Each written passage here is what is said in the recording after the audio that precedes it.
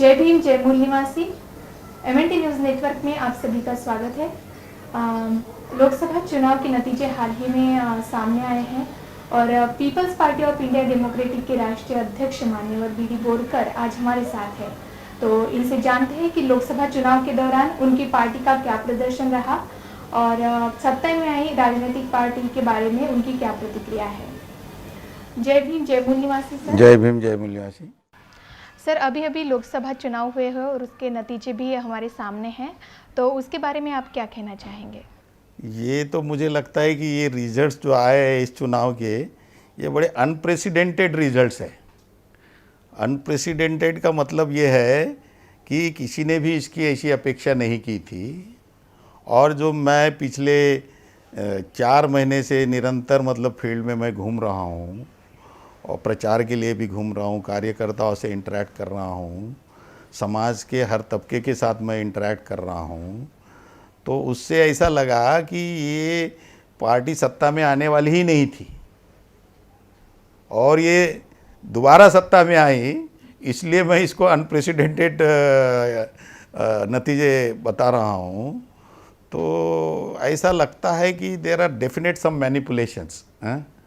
ये बात अलग है कि हमारे पास ऐसी कोई मतलब एविडेंसेस आज हम साबित नहीं कर सकते, लेकिन मुझे ऐसा लगता है कि आने वाले दिनों में जो टेक्नोक्रेट्स है, जो सॉफ्टवेयर इंजीनियर्स है, जैसे कि सोशल मीडिया में काफ़ी मशीनों को मैनिपुलेट किया जा सकता है, वो एक्चुअली करके दिखा भी रहे हैं। तो आने वाले दिनों में ये चीज़ खुल के सामने आएगी।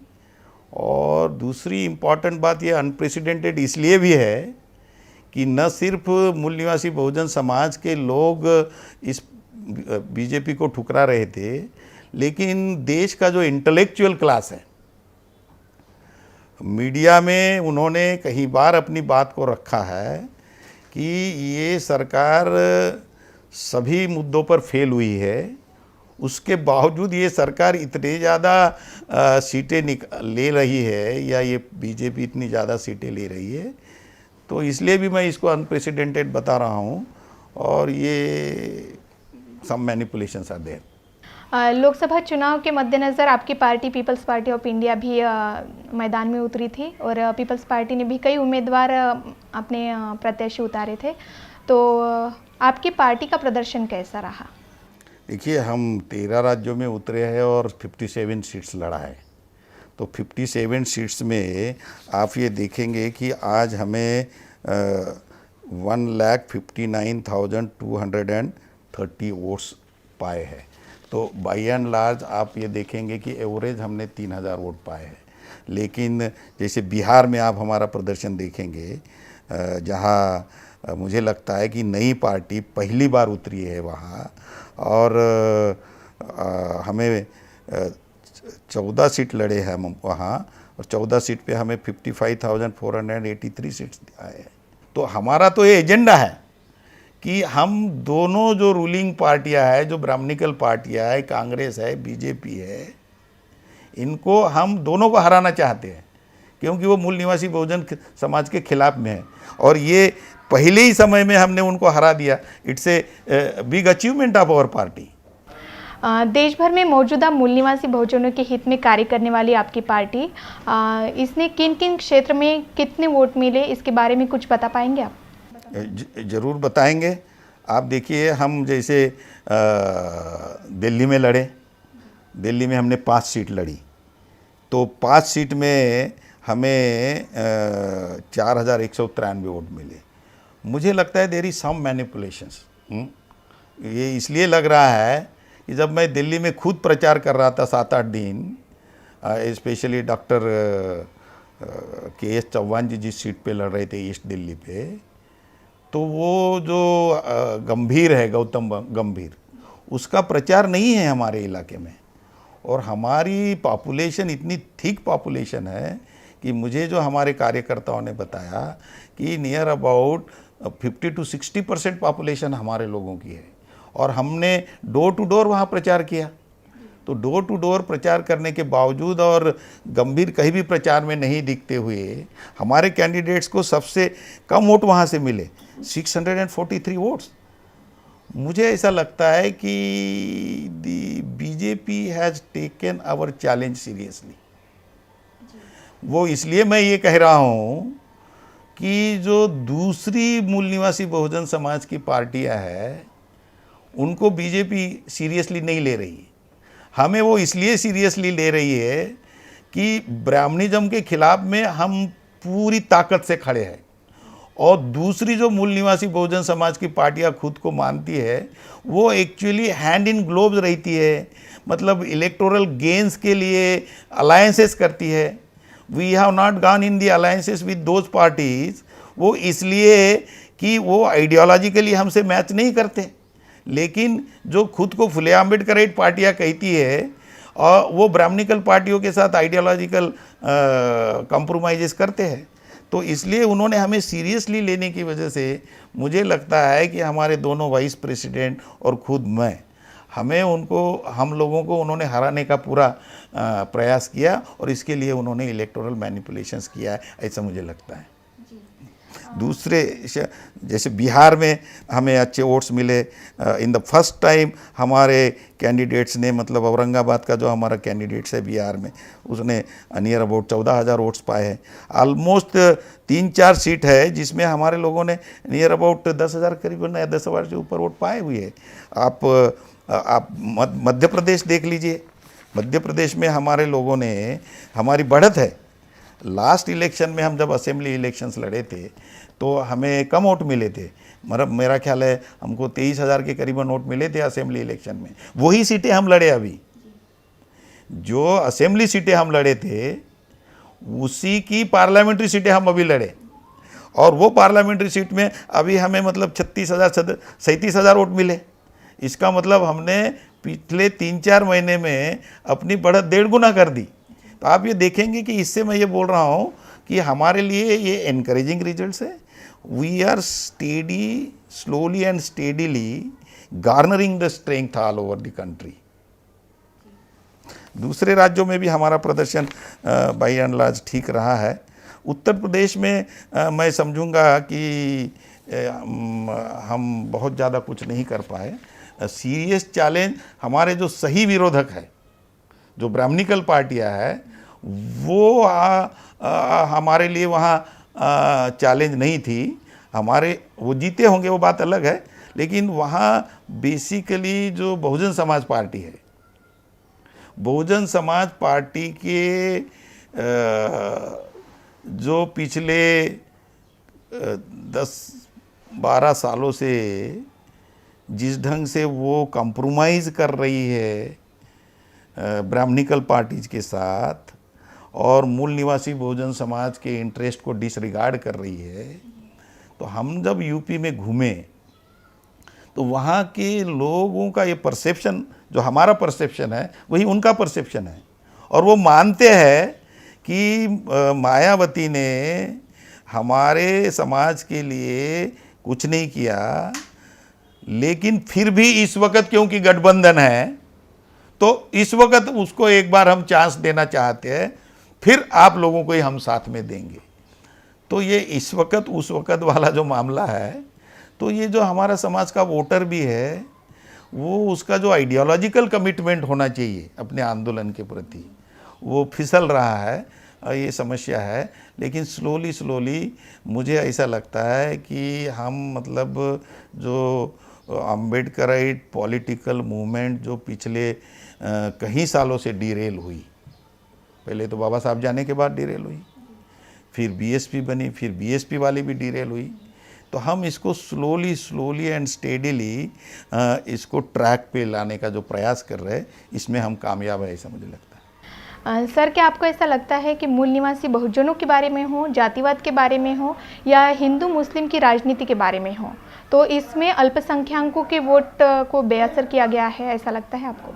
नहीं, ये इसलिए हुआ है कि जो पोलराइजेशन इस वक्त हुआ है कास्ट के लाइन पे होने की बजाय वो कम्युनल लाइन पे पोलराइजेशन हुआ, और ये कम्युनल लाइन के ऊपर पोलराइजेशंस करने का काम बीजेपी ने इसलिए किया कि जो वादे 2014 में उन्होंने किया था, सबका साथ सबका विकास, अपरूटिंग करप्शन, ये कई चीज़ें जो उन्होंने कही थी वो उसमें कामयाब नहीं रहे और इसलिए वो मुद्दे उन्होंने छोड़ दिए और ये कम्युनल मुद्दा उन्होंने उठाया।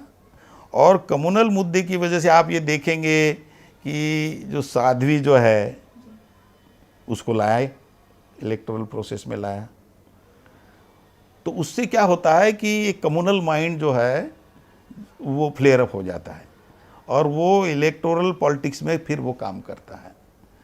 फिर वो मोदी वहाँ कुंभ मेला में जाके नहाया, वो चीफ मिनिस्टर वो वहाँ जो नहाया, इससे क्या होता है कि जो हिंदू माइंड है अदरवाइज जो मतलब वो फोर पे नहीं रहता, सबड्यूड रहता है, स्पेशली जो वेरियस कास्ट है जो खुद को हिंदू कहते हैं, लेकिन ऑन कास्ट लाइन उनके साथ जो डिस्क्रिमिनेशन हो रहा है इसलिए वो ब्राह्मणिकल व्यवस्था के खिलाफ में हो जाता है। लेकिन जैसे ही इस ढंग के कुछ सिंबॉलिक गेस्चर करती है बीजेपी के लीडर करते हैं तो उसकी वजह से वो हिंदू माइंड फ्लेयर अप हो जाता है and it comes to the fore and it translation to the votes. एक तो ये हुआ है, एक तो उसकी वजह से ऐसा नज़र आता है कि जो मुस्लिम वोट्स को हशाए पे डाल दिया होगा। दूसरी इम्पॉर्टेंट बात जो पोलराइजेशन उन्होंने जो किया वो आप देखेंगे कि ये जो बीएसपी में जो ब्राह्मणिकल फोर्सेस है उन्होंने वो मायावती के माइंड में ये डाल दिया कि देश की सिचुएशन ऐसी है कि अभी बीजेपी हारने जा रही है, तो नया प्राइम मिनिस्टर होगा तो आप क्यों नहीं हो सकती, गठबंधन में 80 सीटें यहाँ हैं तो आप क्यों नहीं प्राइम मिनिस्टर हो सकती। ऐसा जब उसको बोल दिया तो जो शेड्यूल कास्ट के जो वोटर्स है वो ऐसा समझने लगे कि अभी बीएसपी प्राइम मिनिस्टर बनने जा रही तो इस वक्त किसी भी हालत में वोट उसको देने हैं। और ये मूर्ख बनाया गया है इनको। ऐसा करके उन्होंने एक डिफरेंट टाइप का पोलराइजेशन किया। जैसे ही मायावती भी इस देश की प्राइम मिनिस्टर बनने जा रही है, ऐसा जब मैसेज फैलाया गया तो जो विरोधी वोट है उसका पोलराइजेशन हुआ बीजेपी के फेवर में, ये ऐसा हुआ। और इसकी वजह से आप ये देखेंगे कि बहुत ज़्यादा मात्रा में वोट्स बीजेपी को मिले ऐसा दिख रहा है, जिसमें अभी भी मुझे लगता है कि there is definite manipulation in EVMs. जैसे the vast difference between the winners and the runners. मतलब आप देखेंगे कि मैं देख रहा था कि पालघर की सीट बहुजन वंचित आघाड़ी को 4 लाख से ऊपर वोट है, तो वो उसको गावित को उसने 5 लाख के ऊपर वोट दे दिए, जबकि उस सीट में कभी भी इतने वोट्स नहीं मिले हैं। ये दर्शाता है there is some definite manipulation and election commission should take serious note of this. After all 21 major political parties and many more parties like us, जिनको ये लगता है कि and there is a doubt in the electoral process, तो ये ऐसा ना हो जाए कि election commission to a large extent is losing its credibility. People are openly saying this. और रूलिंग पार्टी अगर ये ऐसा कर रही है इन हैंड इन ग्लोव्स, तो मुझे ऐसा लगता है कि रूलिंग पार्टी इस देश को सिविल वार की तरफ ले जा रही है और ये उनके लिए ठीक नहीं है और न देश के लिए ठीक है। तो उन्होंने इसको इंट्रोस्पेक्शन करना चाहिए और ऐसी अगर कुछ वो जानबूझकर ऐसी कुछ कर रहे हैं तो उन्होंने they should resist and desist from doing all this things. जैसे कि कहा जा रहा है कि चुनाव आयोग की भूमिका इस लोकसभा चुनाव में संदेहास्पद रही, तो आपका क्या कहना है इसके बारे में? ये दिख रहा है मतलब वो जो उसके मॉडल कोड ऑफ कंडक्ट का वायोलेशन अपेरेंटली हो रहा है, मतलब रिलीजियस गेस्चर नहीं आने चाहिए। वो गुजरात का पटेल हार्दिक पटेल, उसके ऊपर जो चार्ज है वो इतना सीरियस चार्ज नहीं है, तो उसको वो जब इलेक्शन लड़ना चाहता था तो उसको लड़ने नहीं दिया। और जिसमें जो ये प्रज्ञा ठाकुर, क्या जो उसका साध्वी बोलो ठाकुर बोलो, इसको बीजेपी ने टिकट दिया जबकि वो बेल पे बाहर है। तो इससे ये दर्शाता है कि ये जानबूझ के ये सब चीज़ें की जा रही है और इलेक्शन कमीशन इन चीज़ों को इग्नोर कर रहा है। और उसकी अहम भूमिका है इलेक्शन कमीशन की कि फ्री एंड फेयर इलेक्शंस कराए। तो I don't find any fairness in this elections and election commission should take cognizance of the complaints lodged by the major political parties and they should restore the ballot paper for the election process. जनादेश 2019 में क्या आपको खतरे की संभावनाएं महसूस होती है? नहीं, मुझे कोई खतरा नहीं दिख रहा है। ये कुछ नहीं कर पाएंगे, ये हमारे लोगों को डरा रहे हैं। ये तो डराने का कार्यक्रम कांग्रेस ने किया कि अभी ये कॉन्स्टिट्यूशंस का मतलब क्या करेंगे, सत्यानाश कर देंगे, कॉन्स्टिट्यूशन बदल देंगे वगैरह वगैरह। ये भी एक वो पॉइंट है, मैं बताने का भूल गया। ये उनकी पॉलिटिकल स्ट्रेटजी थी बीजेपी की कि हम अब दोबारा सत्ता में आते हैं तो कॉन्स्टिट्यूशन बदलेंगे, ऐसा बोलना शुरू कर दिया। ये कॉन्शियसली किया उन्होंने। ऐसा करने से पोलराइजेशन हुआ। कॉन्स्टिट्यूशंस के खिलाफ में कुछ लोग हैं, वो एक साइड में चले गए और कॉन्स्टिट्यूशंस के फेवर में एक जो लोग हैं वो दूसरी साइड में हो गए। तो ये जो पोलराइजेशन उन्होंने जानबूझ के किया। एंड इमीडिएटली आफ्टर इलेक्शन, कल शाम को जब मोदी स्पीच करता है तो ये बोलता है कि हम ये देश ही कॉन्स्टिट्यूशंस के मुताबिक चलाने वाले हैं। तो फिर उसके जो बड़े बड़े उसके लीडर थे वो क्यों ऐसा इलेक्शंस के दरमियान बोल रहे थे कि हम कॉन्स्टिट्यूशन बदल डालेंगे, और मोदी ने उनको उस वक्त क्यों नहीं रोका? तो ये उनके पॉलिटिकल स्ट्रेटजी का हिस्सा था कि ये इलेक्शंस को इस ढंग से पोलराइज किया जाए। तो ये 3 मुद्दों के ऊपर इन्होंने इसको इलेक्शन को पोलराइज किया और इसलिए उनको ज़्यादा वोट मिले। लेकिन जितने ज़्यादा मिले उतने उनको मिलना नहीं चाहिए था। जो मिले हुए हैं उसमें डेफिनेटली मैनिपुलेशंस है। दोबारा सत्ता में आई मोदी सरकार को किन बातों पर ध्यान देने की आवश्यकता है, ऐसा आपको लगता है? बुनियादी मुद्दे हैं। एजुकेशन का मुद्दा है, सिलेबस, यूनिफॉर्म सिलेबस का मुद्दा है, एम्प्लॉयमेंट, अनएम्प्लॉयमेंट का प्रॉब्लम बहुत बड़ा हुआ है, देश के ऊपर कर्जा बहुत हुआ है। आज आप देखेंगे कि एक्सटर्नल डेट हमारे कंट्री में पर कैपिटा 30,000 के करीबन है, और जो बच्चा आज पैदा होता है उसके ऊपर भी 30,000 रुपया है। और वो भिखारी जो है जिसको 150 रुपये मिलते कि नहीं दिन में, उसके ऊपर भी इतना कर्जा लेके रखा है। और इतना ही डेट मतलब लोकल डेट है, तो नियर अबाउट 60-70 हज़ार रुपया वो इतना लेके रखा है उन्होंने कर्जा। और ये कर्जा हमको चुकाना पड़ेगा। और ये पैसा जिनके लिए लिया, जिनके नाम से लिया, जिनको मॉर्गेज करके रखा, हमारे देश को मॉर्गेज किया है, आप लोगों को पता नहीं है। हमारे देश को मराठी हिंदी में क्या गहान बोलते हैं ना, गिरवी रखा है, देश को गिरवी रखा है। तो आप ये समझ सकते हैं कि ये इस देश की इकोनॉमी का क्या सत्यानाश कर दिए। एजुकेशन की समस्या है, हेल्थ की समस्या है, और फिर ये पैसा लगा कहाँ रहा है?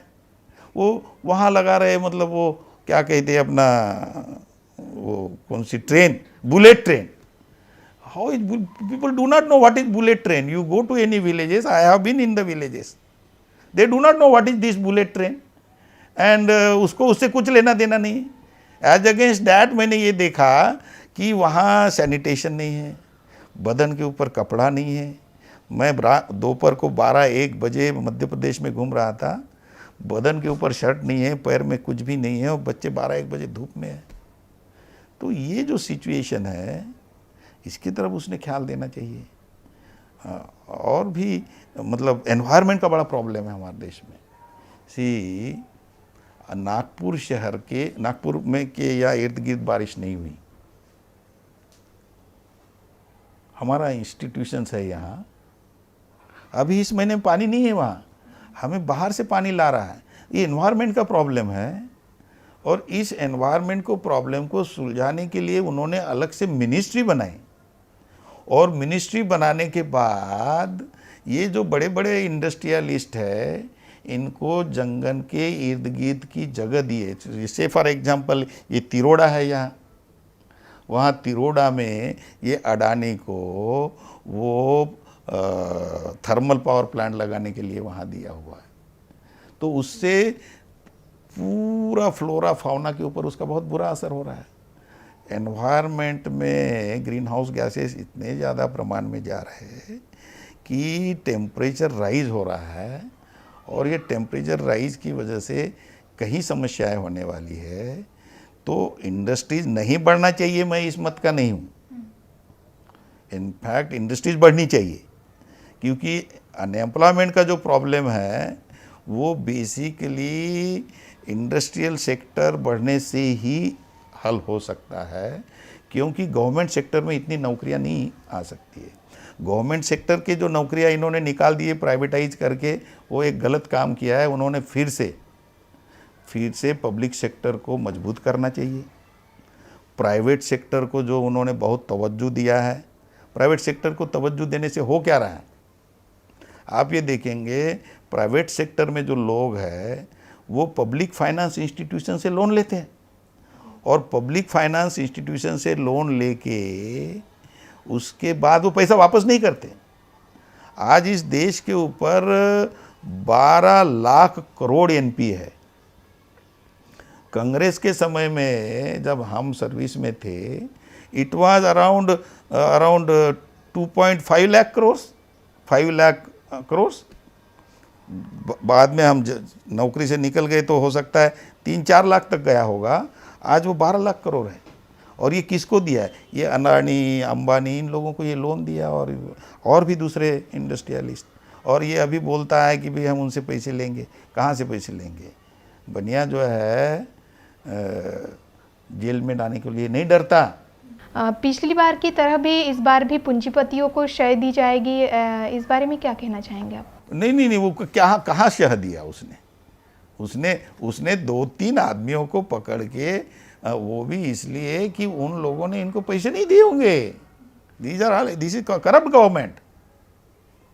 इनको, इनके मंत्रियों को पैसे नहीं दिए होंगे पार्टी फंड्स के लिए, इसलिए उनको अंदर डाल दिया। ये कोई इन्होंने पैसा, ऐसे कई लोग अभी इंडिया में पड़े, उनको क्यों नहीं डाल रहे अंदर? तो ये this government is definitely A corrupt government.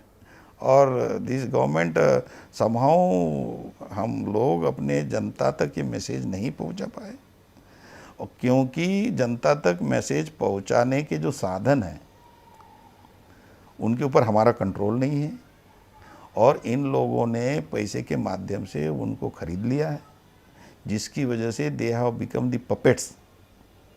Media has become the puppets of the government और इसलिए कोई बोल नहीं रहा उनके खिलाफ में। लेकिन इस देश का intellectual class, irrespective of their caste and religion, they are speaking their mind and they must speak. अगर वो नहीं बोलेंगे तो फिर जो कॉमन मासेस को समझ में नहीं आता वो कुछ कर नहीं सकते, और जिनको समझ में आता वो अगर बोलेंगे नहीं तो फिर ये देश को कोई नहीं बचा पाएगा।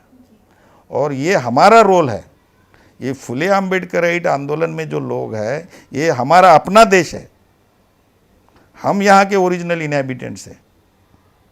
वो कहीं चले जाएंगे, हम नहीं जा सकते अपने देश से। तो इसलिए हमें इसको बचाने के लिए अपनी पूरी ताकत लगानी होगी। अभी लोकसभा के चुनाव खत्म हो गए हैं और नतीजे भी सामने आ चुके हैं, तो Peoples Party of India Democratic है जो आपकी पार्टी, अब क्या करेगी? अभी देखिए, हमने तुरंत हमारी मीटिंग लगाई है 1 और 2 तारीख को। इस पूरे इलेक्शंस के रिजल्ट्स को हम एनालाइज करेंगे। दिल्ली में हमारी मीटिंग है और what is going wrong, what has gone wrong, और हमें तुरंत क्या करना चाहिए, हमारा प्रोग्राम हम डिसाइड करेंगे। और हमने HOR की मीटिंग भी बुलाने के लिए कहा है मदर ऑर्गेनाइजेशन से, और उसमें हम पार्टिसिपेट करेंगे, अपनी बात रखेंगे और प्रोग्राम वहाँ डिसाइड होगा। वो प्रोग्राम आइसोलेशंस में हम नहीं बनाना चाहते। हम अपने प्रपोजल्स ज़रूर रखेंगे वहाँ, लेकिन कोई प्रोग्राम आइसोलेशंस में बनाने से जो उसकी कोऑर्डिनेशन होनी चाहिए दूसरे विंग्स के साथ, वो नहीं होती। प्रोग्राम वहाँ फाइनल होगा, लेकिन हर ऑर्गेनाइजेशंस अपनी तरफ से वहाँ प्रपोजल्स की फॉर्म में रखेगा और तुरंत हम ग्रास रूट तक कैडर कैंप्स, मीटिंगें, छोटी छोटी सभाएं, सम्मेलन, इश्यूज़, और जिसमें उसमें क्या कहेंगे कि जहाँ धरना लगाने की ज़रूरत है, कुछ प्रदर्शन कर, ये सब चीज़ें हम अपने हाथ में लेने वाले हैं। And very soon from the next month itself we will do this. Sir, जाते जाते आप Peoples Party of India Democratic के कार्यकर्ताओं को क्या संदेश देना चाहेंगे? मेरा हमारे कार्यकर्ताओं की ये संदेश है कि we have to fight till we finish our enemies, और उसके लिए अपनी पूरी ताकत, अपनी फिनेंशियल रिसोर्सेस, अपनी मैन पावर रिसोर्सेस पूरी ताकत के साथ खड़ा होना चाहिए। और भारत के संविधान को किसी भी हालत में लागू करवाने के लिए पर्याप्त दबाव स्टेट के ऊपर हमने डेवलप करना है, और उसके लिए समाज को आंदोलित करना है, उसके लिए उनको उस लेवल तक की जागृति उनमें पैदा करना है। ये काम, ये मेरा मैसेज है हमारे कार्यकर्ताओं की, और ये इनसे डरना नहीं है, इनसे डरना नहीं है, इनसे फाइट करना है। And till we finish means not we, till we finish them, ये तब तक हम लड़ते रहेंगे। यही हमारा मैसेज रहेगा हमारे लोग। तो ये थे हमारे साथ Peoples Party of India Democratic के राष्ट्रीय अध्यक्ष मान्यवर बी बोरकर जी, जिन्होंने अपनी पार्टी के बारे में हमें जानकारी दी, साथ ही सत्ता में आई राजनीतिक पार्टी के बारे में भी विश्लेषण किया। तो ऐसे हम MNT न्यूज़ नेटवर्क के जरिए आपको कुछ जानकारियाँ देते रहेंगे। जय भीम, जय मूल। जय भीम, जय मूल निवासी। तो मूल निवासी बहुजनों से जुड़ी अन्य खबरों के लिए हमारे YouTube channel MNT news network को लाइक, शेयर और सब्सक्राइब जरूर करें। जय भीम, जय मूल निवासी।